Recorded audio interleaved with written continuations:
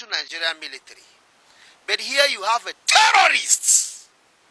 People who have seen Nigerian military to be their #1 enemies. People who have come out headlong to confront Nigerian military, killing them and other innocent people.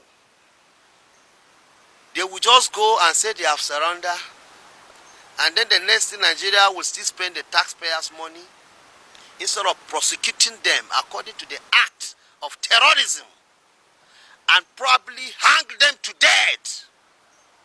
Take them off the face of this country because they are terrorizing the people of Nigeria.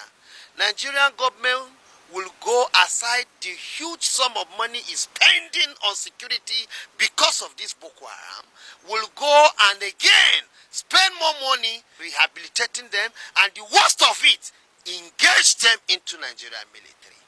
If you are not seeing the danger I'm seeing, if our leaders, those side leaders I call them, from ethnic nationality, are not seeing the danger that will befall us in near future, I am putting it to them. Some of us have sacrificed our life to say and put on the table nothing but the truth and to help the near future. I see myself as a leader in near future, and I will not be leading a country that will be in total chaos. America, as powerful as they are, I've never heard when they will arrest ISIS and then think they will now re-engage ISIS into American military. It's not done.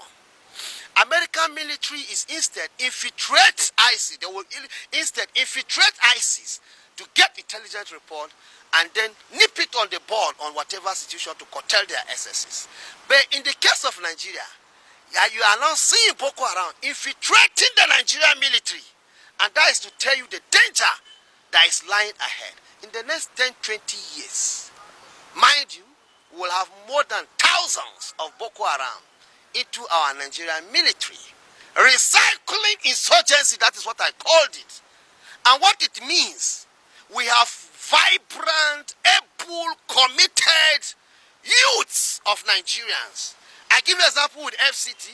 The last recruitment list I saw from Nigerian military, nobody, no indigenous of FCT was enlisted in the list I saw.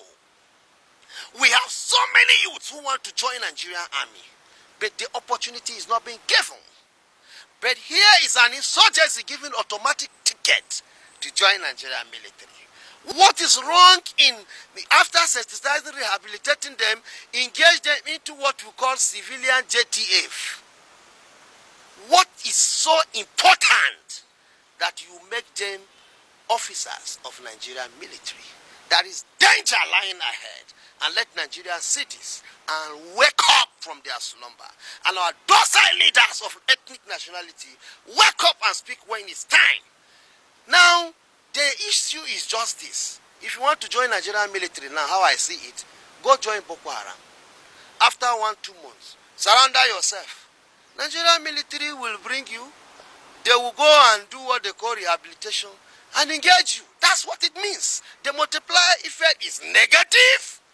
It's very, very, very dangerous going ahead.